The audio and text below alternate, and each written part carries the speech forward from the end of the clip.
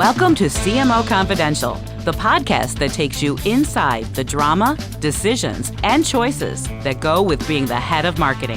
Hosted by five-time CMO Mike Linton. Welcome, marketers, advertisers, and those who love them to Chief Marketing Officer Confidential. CMO Confidential is a program that takes you inside the drama, the decisions, and the politics that go with being the head of marketing at any company in what is one of the most scrutinized jobs in the executive suite. I'm Mike Linton, the former Chief Marketing Officer of Best Buy, eBay, Farmers Insurance, and Ancestry.com, here today with my guest, Tom Goodwin. Today's topic, a contrarian take on everything, everywhere, all at once.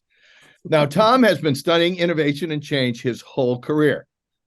He started in the agency business and held positions as the head of innovation at Zenith, the head of futures and insight at Publicis, and the SVP of strategy and innovation at Havas. He's a prominent public speaker, wrote a book called Digital Darwinism, and publishes a missive called Nowism.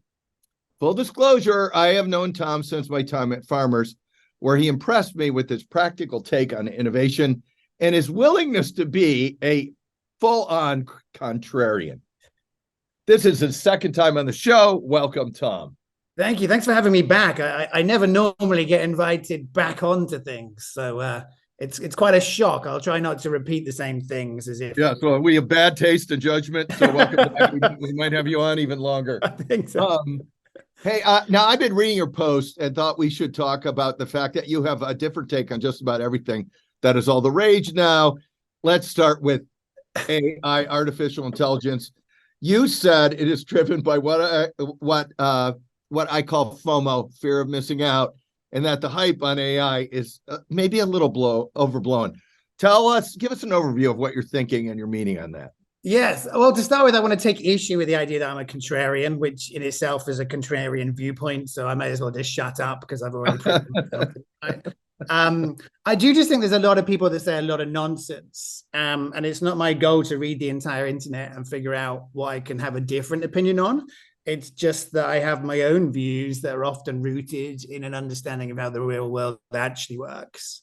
And therefore I quite often see things and I think this is nonsense, this just isn't true. And when I talk about things in that kind of manner, they tend to spread further, these sort of algorithms spread things that are exciting. So there are quite a lot of things I agree with lots of other people on. It's just, we won't be talking about those things today. So generative AI and horoscopes, I quite like this. Like it's one of those things I think I'd quite like to be known for.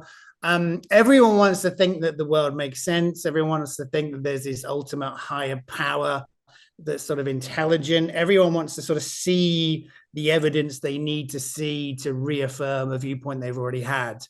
And I think if you go to AI expecting it to be miraculous and magical and brilliant and insightful and almost human, you can get an answer and you read that into it. You can kind of read what are the top themes of 2024. Oh my God, this is amazing. This is genius. This thing knows more than I could ever know.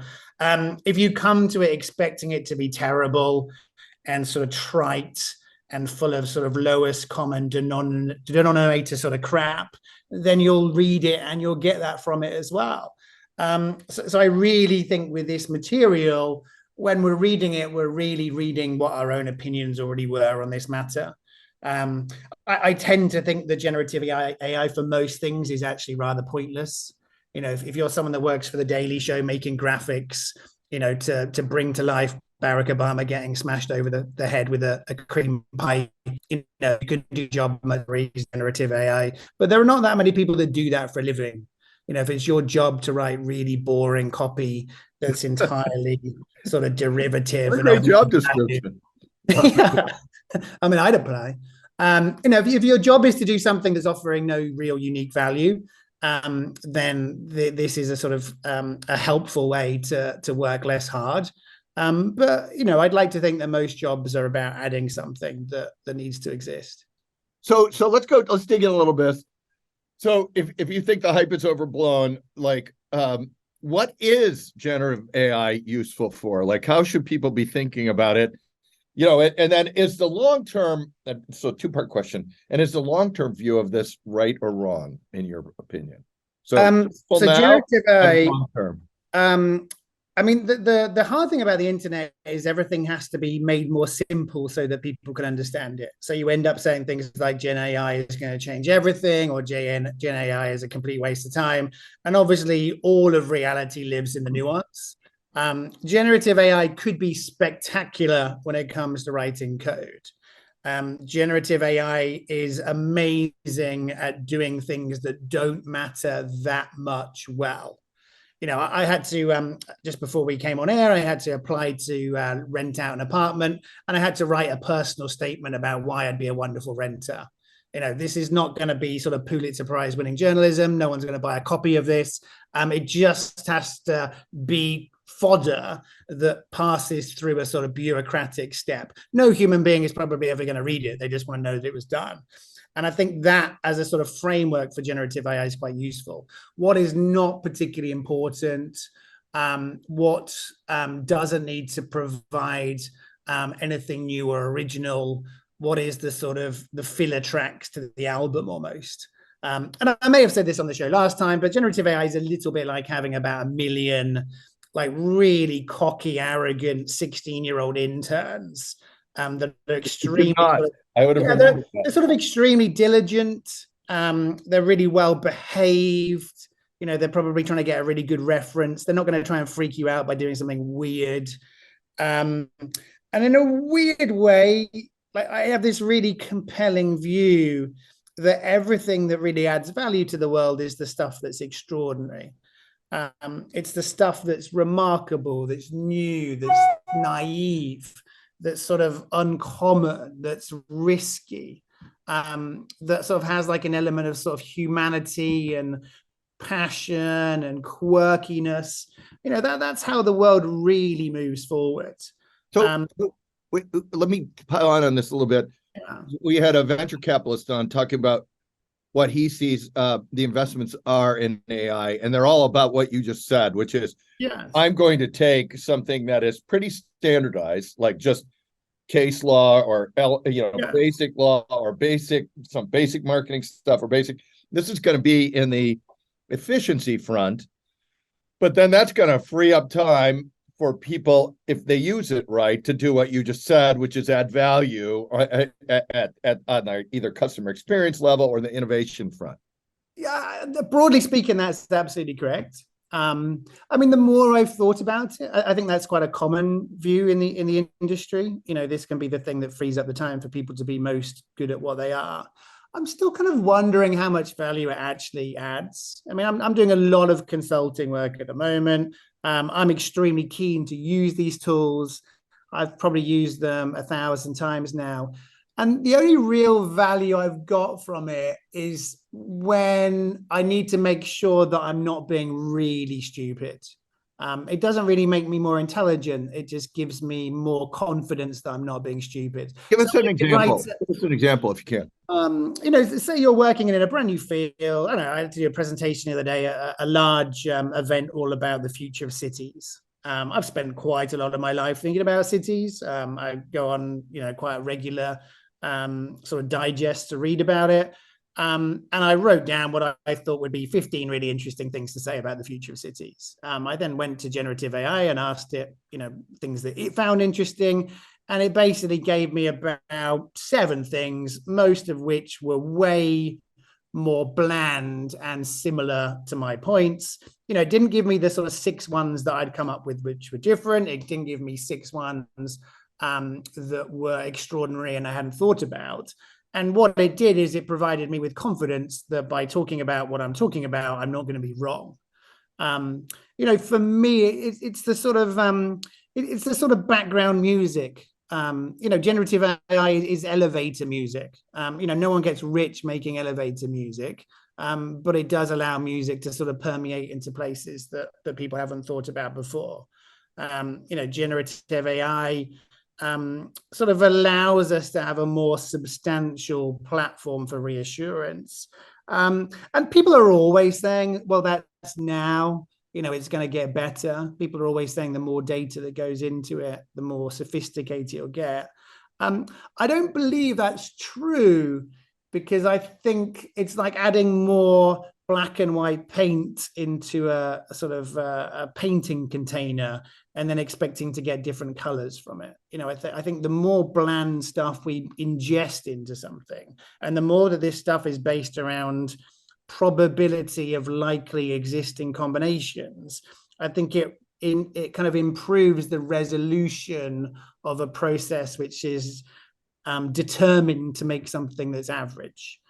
This for me is the kind of the Forbes articles. Like every year you can sort of go to CES and you can sort of see what's going on, and there'll be a Forbes article and it'll talk about connected cars, autonomous vehicles, the smart home, refrigerators, refrigerators with cameras in it.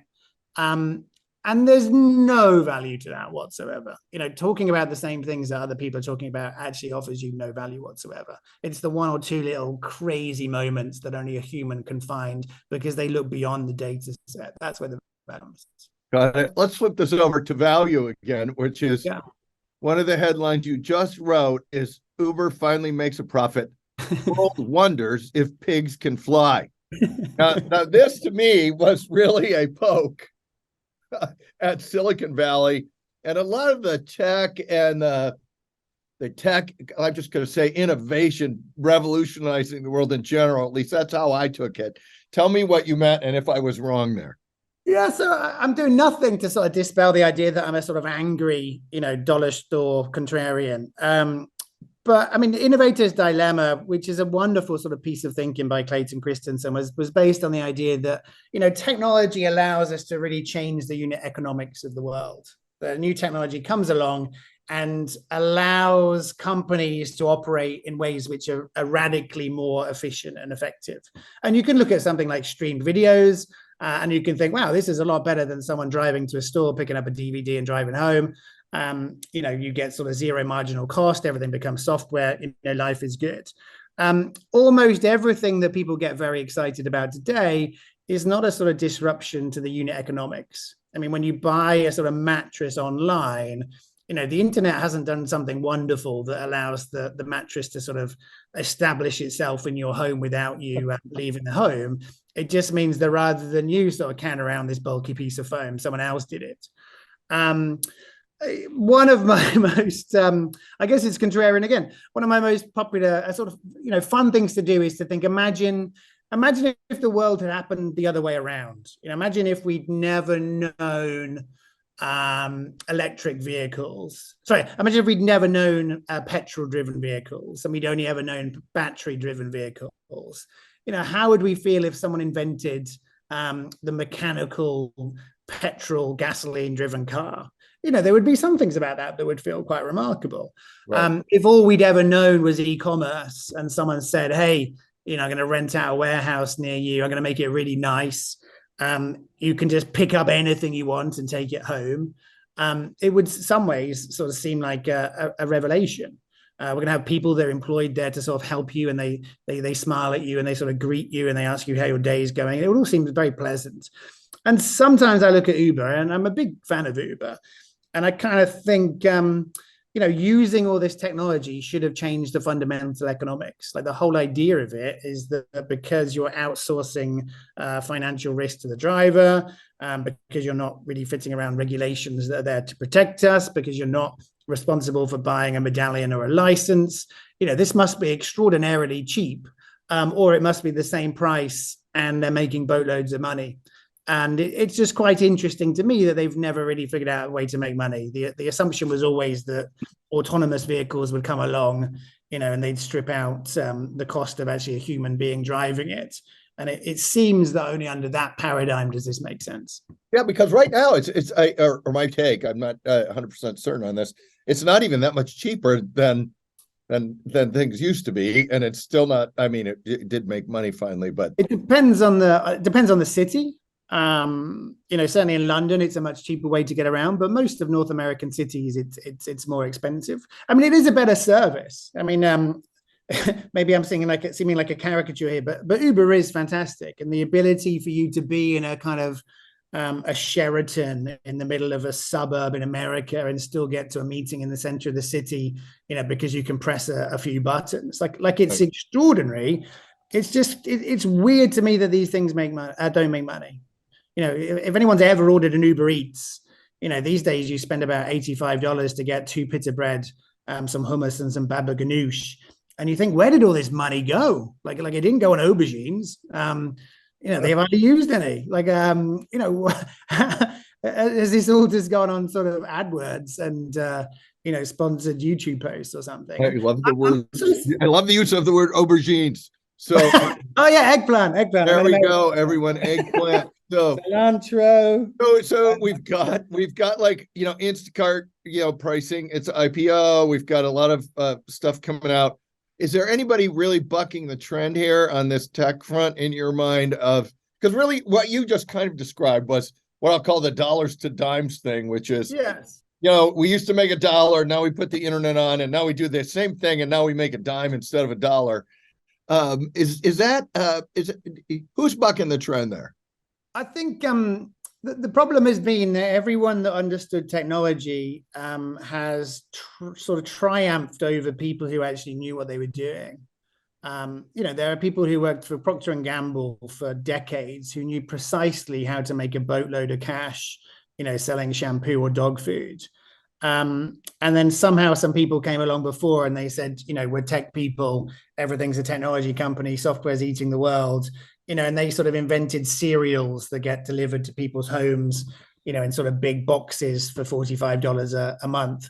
And for some reason, the sort of focus sort of shifted to technology companies with the assumption that technology people could solve everything and do things in a much better way. Generally speaking, I think we're in the process of a sort of realignment around reality and the sort of physics of economics almost, and the realization that if you pay someone, $15 an hour to sort of drive in a Toyota Corolla to pick up something for you, that actually costs quite a lot of money, and it's extremely hard to make money from these industries. I think there are a tranche of companies that would be amazing if they tried to be medium-sized. Again, there's something weird about the tech industry where everyone needs to IPO, everyone needs to become a sort of a billionaire, and therefore there's no point in making an exercise bike that's loved by 500,000 people. Right. You have to sort of create a tech platform that's going to change the world. So many of these companies are fantastic and brilliant and life-changing as medium-sized companies, but not big ones. Many of them will make sense in the future as long as they can sort of hold on to that. I look at companies like Carvana. I look at companies like Casper, the sort of direct-to-consumer mattress company. Uber, like if the technology changes so that drivers can be taken out of the loop, then Uber makes sense for a sort of long-term play. When it comes to companies that are sort of undervalued now and I think are amazing, there are lots that I think do a wonderful job as a consumer, but they're almost zero that I would actually invest in.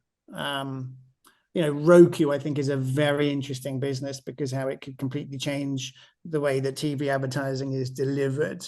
I think there are a number of car companies that if they get their costs under, like a car company like Polestar, I think could be quite interesting. But the more I spend in this industry, the more I have respect for the McDonald's of the world, the P&Gs of the world, the Nescafes, the Nestle's of the world. Something like Nespresso is probably one of the best business ideas that anyone in the last 100 years has come up with, but it doesn't tend to get the sort of credit that it deserves. Got it. Hey, moving into the marketing realm, and we're going to talk about what marketers should do in a little bit, but you said the invention of the internet made ads really bad. Tell me what you're thinking there and what happened. I mean, to start with, it's definitely true. I mean, ads are amazing. Like ads can be so beautiful. You go to sort of, London and you look on the underground, the tube, and you think, this is brilliant. The people working behind this are extraordinarily good at what they do. You read magazines and you see stuff and you think, this is beautiful. Famously, if you offer people magazines without the ads, they'd rather have them with the ads. So we used to do this stuff in a way that was brilliant. And nobody could look at a single ad now online and think, I bet the people behind that are proud. If you asked anyone in the planet to name the favorite ad that they've seen that was served digitally, I mean, you'd have to sort of define what digitally means, but you could sort of say on, sort of in their social media feeds. You would find a few people that said that they had ads that were quite well placed, but you wouldn't find people that thought that the ads were great themselves. And I mean, actually, I'd like to get your opinion on this, Mike. But for me, I think that it changed the whole game of advertising. It meant that advertising got very cheap.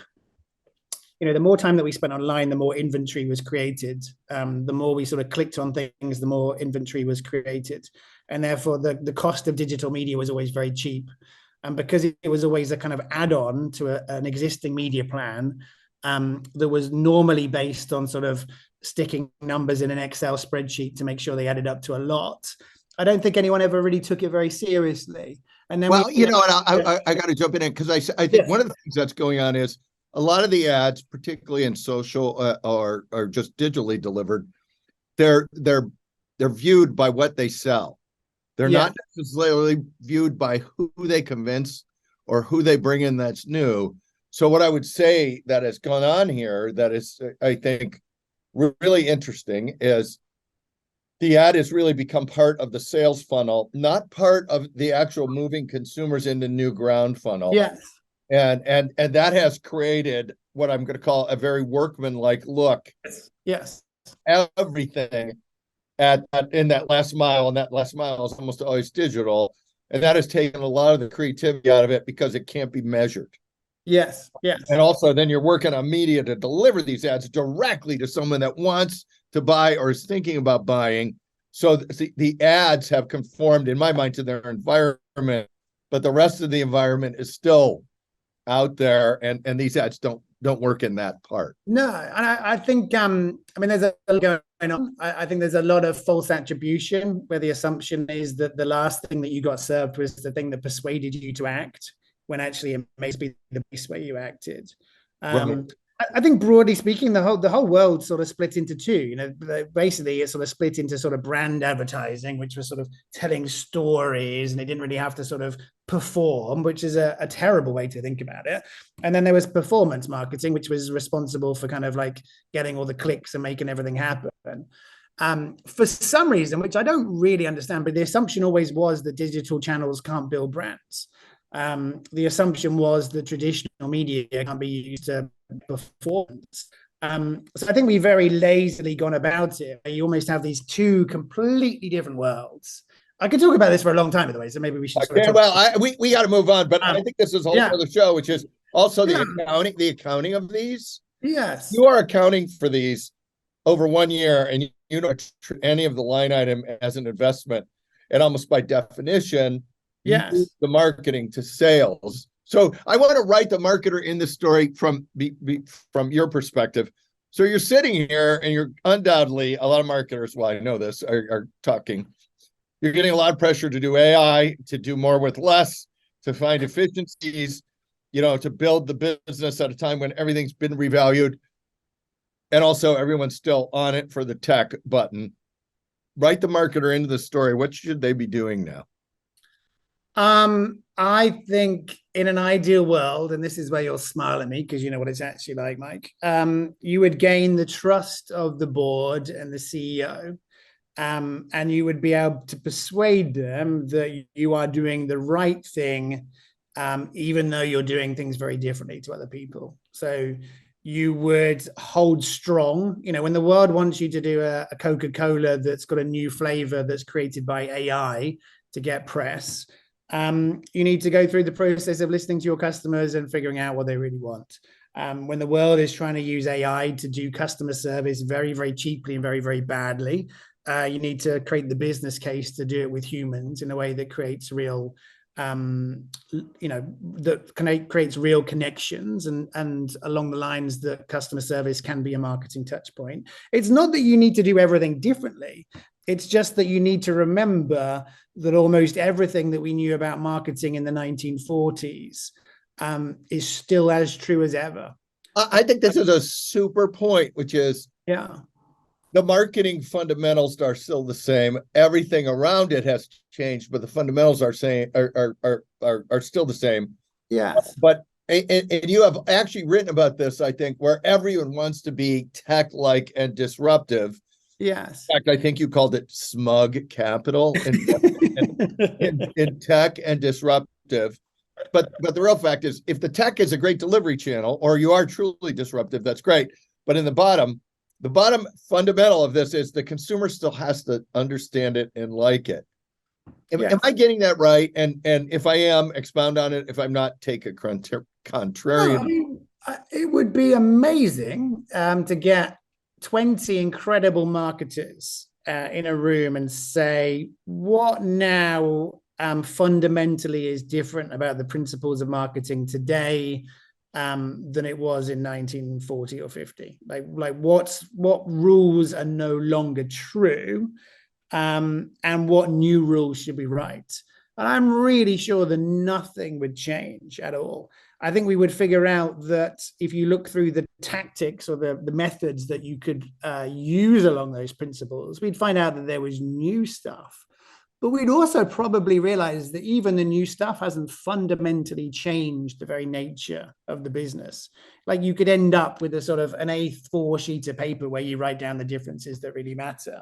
And I would love, this sounds like a metaphor, but I actually literally mean this as a process. I would love people to do their jobs along the principles that have always worked. And then occasionally to look at the A4 piece of paper with the things that are different, but to kind of root it in the fundamentals of the past, and to sort of, dial it up with the possibilities of the new. And we would realize the importance of consistency, the importance of empathy, the importance of a powerful idea, the importance of imagery that is premium. We'd end up realizing that most of what we do is very similar to the past. Well, we are going to cut out this after this show runs, and we're going to post it and let marketers talk. I would love to know. I would love to know. Also, anybody listening to the show right now, feel free to add in the comments, is Tom Goodwin right or not? Yeah. Let's hear it. Actually, can I point out one difference? There is one really, really important difference, which actually no one ever talks about. And that is that the entire field is now democratized. So the entire world of marketing and advertising used to be dominated by very big companies with very big budgets who'd work with agencies. And the single most important change is something that we never talk about. And that's that actually, 80% of the clients that Facebook or Google have are small companies.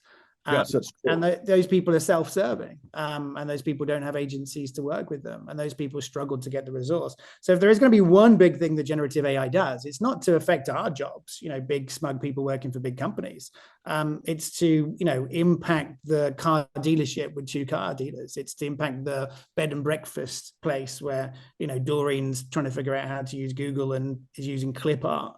Actually, that's where the change comes. And it means that the quality of advertising from small companies becomes much more significant. That is super interesting. So listeners, let's hear from you on this, because I think a really interesting topic. Tom, we're almost at time here. I'd love a top prediction or 2 on something you think happens. Let's just call it by the end of 2024. End of 2024. Okay. I think there may be a bit of a sort of reaction against sort of greenwashing.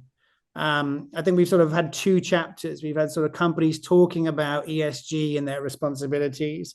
I think there's an enormous media focus now on climate change, and the significant sort of impacts that will be felt by all.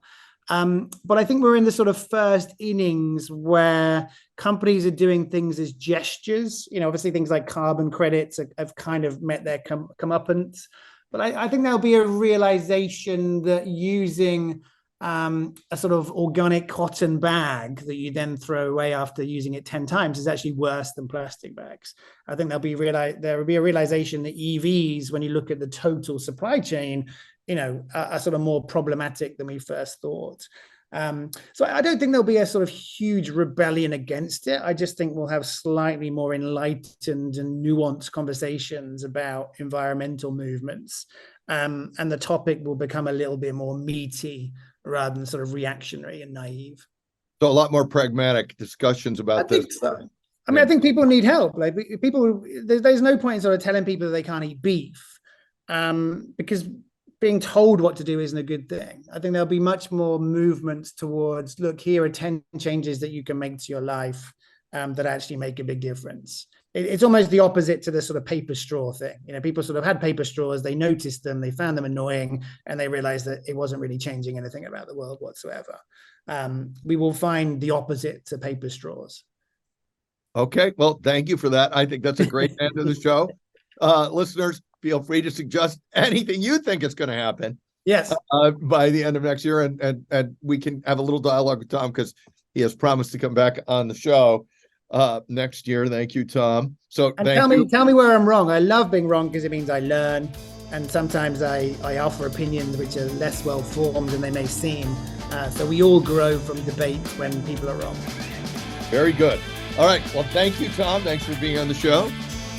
And thanks to everyone for listening to CMO Confidential. Look for more of our shows on Evergreen, Spotify, Apple, and YouTube, which include an operations-trained CEO dishes on what he really thinks about marketing.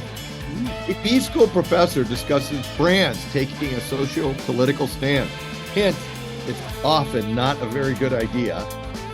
A primer on the marketing CFO. And finally, why is B2B marketing so bad and what to do about it? Hey, all you marketers, stay safe out there. This is Mike Linton signing off for CMO Confidential. Today's episode of CMO Confidential is brought to you by CMOcoaches.com. Are you a current or aspiring chief marketing officer looking to take your career to the next level? You should work with a CMO coach. CMO coaches are former CMOs who are nationally certified coaches. So whether you want to improve your leadership skills, develop your team, or drive better business results, we have the experience and expertise to help you succeed. To learn more, visit us at CMOcoaches.com.